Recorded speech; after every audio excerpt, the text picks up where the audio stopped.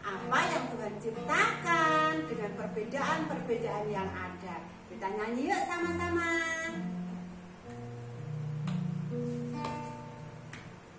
Teman-teman, inilah aku, ciptaan Tuhan. Aku unik, tiada yang sama seperti dirimu. Sekali lagi ya. Teman-teman, inilah aku, ciptaan Tuhan. Aku unik, tiada yang sama seperti dirimu. Meski mataku begini, meski hidupku begini, meski kulitku begini, tetap aku syukuri. Sekali lagi ya. Teman-teman, inilah aku, ciptaan Tuhan. Aku unik, tiada yang sama seperti dirimu. Meski rambutku begini, meski perutku begini, meski pipiku begini, tetap syukuri. Tetap disayang Tuhan ya. Tetap disayang Tuhan. Kita semua tetap disayang Tuhan, meskipun kita diciptakan dengan segala perbedaan. Oke ya, kita mau berdoa terlebih dahulu. Kita berdoa. Tuhan Yesus, terima kasih untuk penyertaan-Mu sepanjang hari ini. Tuhan, pagi ini kami mau memuji nama-Mu. Kiranya setiap pujian kami boleh berkenan di hadapan-Mu. Dalam nama Tuhan Yesus kami berdoa dan mengucap syukur. Haleluya. Amin. Ya. Ketika kita selalu bersyukur kepada Tuhan, maka berkat Tuhan itu akan selalu ada dalam kehidupan kita. Ya, kita akan menyanyi bahasa Jawa. Sajeke aku nderek Gusti. Ya, sama-sama ya. Sajeke aku nderek Gusti.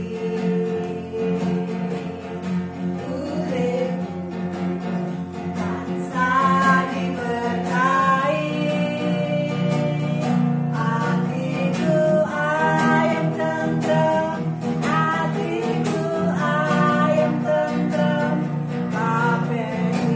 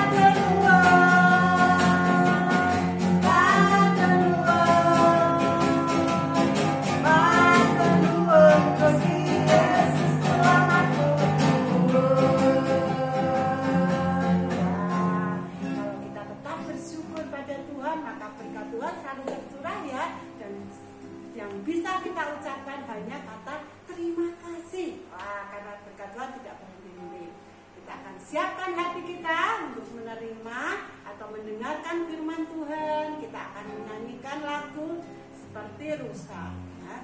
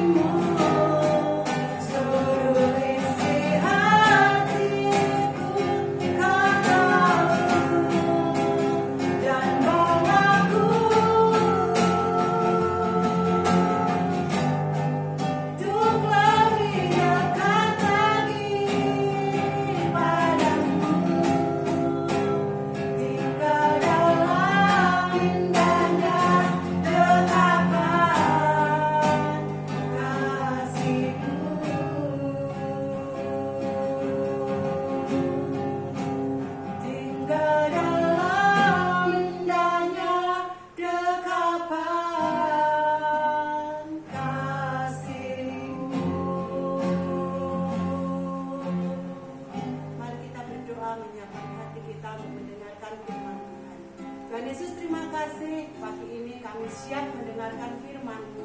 Kiranya firman-Mu boleh menjadi rema di dalam kehidupan kami, dan kami boleh menjadi anak-anak-Mu yang taat patuh kepada Engkau, sehingga setiap pikiran-pikiran kami senantiasa sesuai dengan kehendak-Mu.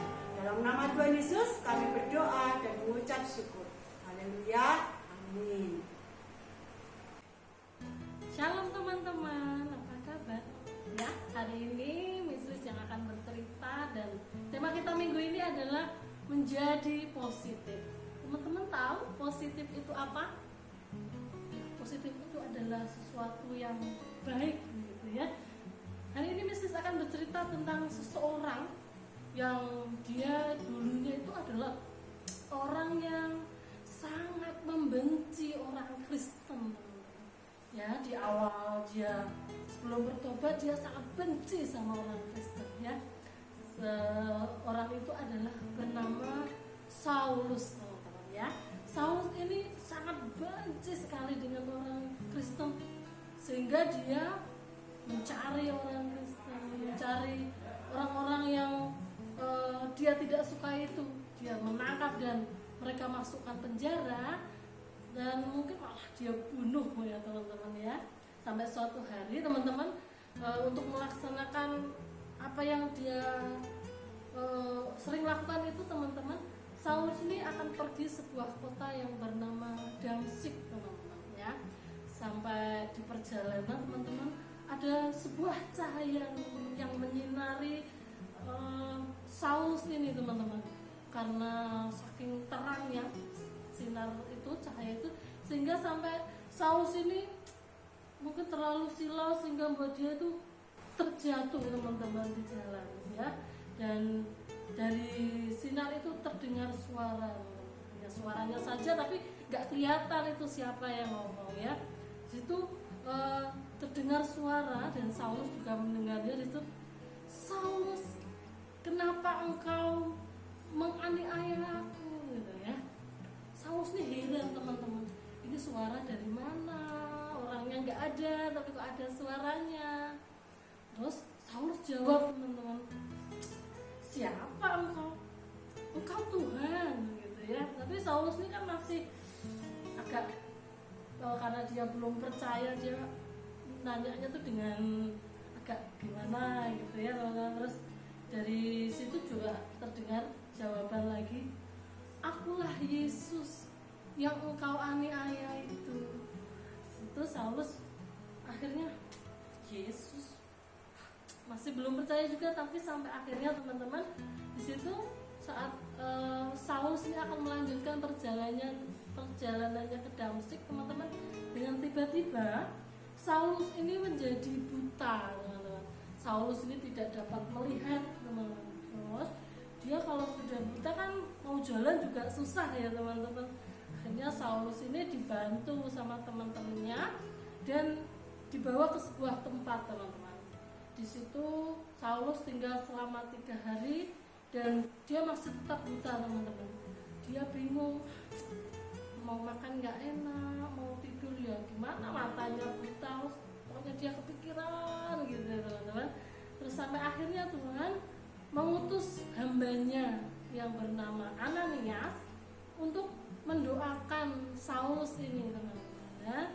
Akhirnya Ananias ini bertemu dengan Saulus teman-teman dan mendoakan Saulus sehingga Saulus ini menjadi sembuh, matanya sudah tidak buta lagi teman-teman. Dan baru setelah dia sembuh, dia mulai percaya pada Yesus, dia mulai belajar firman Tuhan, dan akhirnya dia mengganti namanya yang tadinya Saulus menjadi Paulus teman-teman. Dan setelah dia menjadi Paulus, dia tidak hanya percaya Yesus, dia tidak hanya belajar firman Tuhan, tapi dia menjadi seorang nabi yang hebat. Dia memberitakan Injil sampai kemana-mana teman-teman. Paulus ini menjadi seorang nabi yang luar biasa sehingga Tuhan sangat menyayangi Paulus. Nah, dari Paulus teman-teman kita bisa belajar bahwa mungkin kemarin-kemarin kita ini anak yang nakal, mungkin kemarin-kemarin tuh kita bukan anak yang baik, tapi kita percaya kita bisa berubah menjadi lebih baik dan kita bisa menjadi anak-anak yang berkenan pada Tuhan, dan kedepannya kita bisa menjadi anak-anak yang hebat ya teman-teman. Itu saja firman Tuhannya, dan mari kita berdoa. Tuhan Yesus, terima kasih untuk firman-Mu Tuhan. Kami percaya Tuhan firman-Mu itu memberkati setiap kami, dan biarlah kiranya apa yang kami dengar itu menjadi rema dalam kehidupan kami. Kami berdoa buat anak-anak kami, Tuhan berkati sehingga setiap anak boleh menjadi anak-anak hebat, anak-anak yang takut akan Tuhan, dan tumbuh kembangnya kami serahkan ke dalam tangan kuasa-Mu saja Tuhan. Terima kasih Tuhan Yesus, dalam nama-Mu kami berdoa dan ucap syukur. Amin. Selamat pagi teman-teman. Hari ini kita akan belajar tentang keanekaragaman yang ada di Indonesia. Mesti diingatkan kembali tentang pulau yang ada di Indonesia. Indonesia terdiri dari pulau besar dan pulau kecil. Ada 5 pulau besar, yaitu Sumatera, Kalimantan, Sulawesi, Jawa, dan juga Papua. Nah teman-teman, di setiap daerah mempunyai keanekaragaman masing-masing. Itu adalah aset kebudayaan daerah bangsa Indonesia. Salah satu keanekaragaman yang ada adalah dari pakaian adatnya. Seperti yang Miss Vivi kenakan, Miss Vivi menggunakan baju bodo yang berasal dari Sulawesi. Nah, kita juga mengenal beberapa pakaian adat yang lain, seperti di Jawa ada kebaya, ada juga yang menggunakan ulos. Nah, beberapa pakaian adat kita akan belajar melalui video berikut ini. Pakaian adat Ule Balang berasal dari Nanggro Aceh Darussalam. Pakaian adat Ulos berasal dari Sumatera Utara. Pakaian adat Bundo Kanduang berasal dari Sumatera Barat. Pakaian adat Melayu berasal dari Riau. Pakaian adat Teluk Belanga berasal dari Kepulauan Riau. Pakaian adat Melayu Jambi berasal dari Jambi. Pakaian adat Aesan Gede berasal dari Sumatera Selatan. Pakaian adat Paksian berasal dari Bangka Belitung. Kemudian ada pakaian adat Melayu berasal dari Bengkulu. Untuk pakaian adat Tulang Bawang berasal dari Lampung.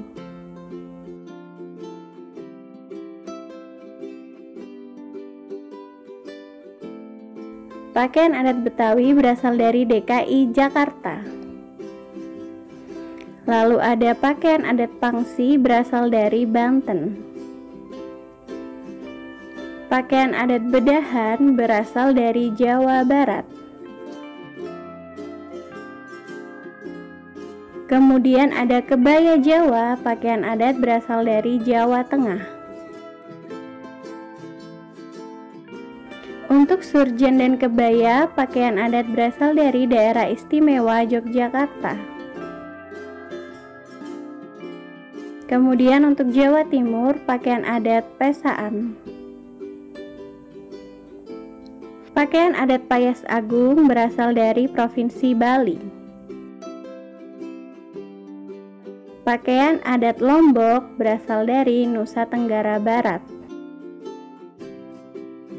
Pakaian suku Sabu berasal dari Nusa Tenggara Timur. Pakaian adat King Baba dan King Bibinge berasal dari Kalimantan Barat.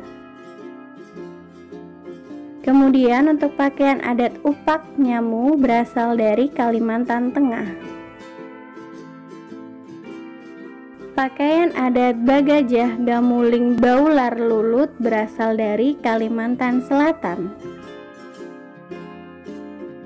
Kemudian pakaian adat suku Tidung Ulun Pagun berasal dari Kalimantan Utara.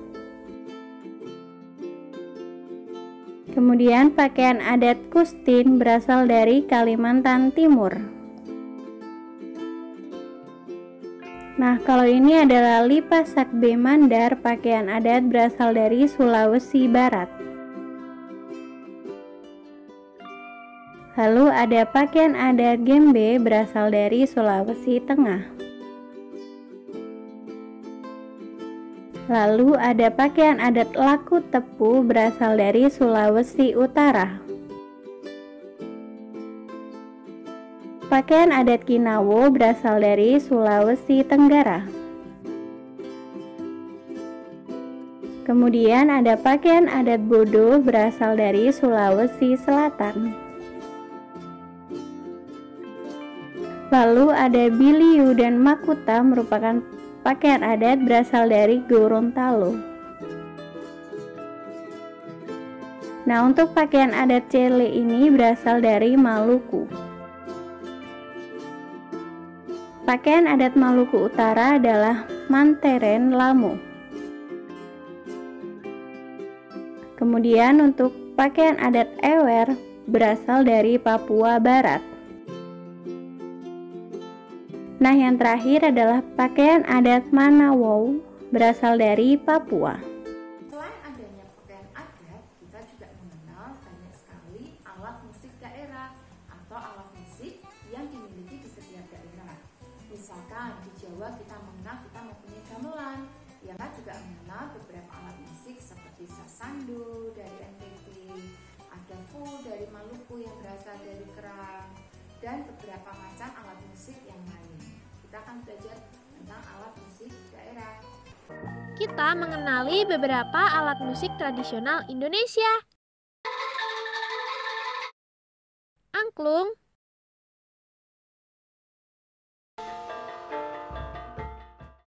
gamelan,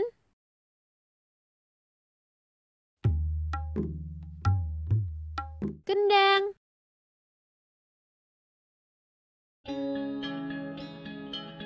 sasando,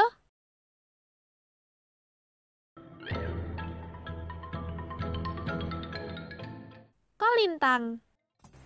Nah, rumah adatnya pun berbeda-beda teman-teman. Misalkan di Jawa ini kita mengenal adanya joglo.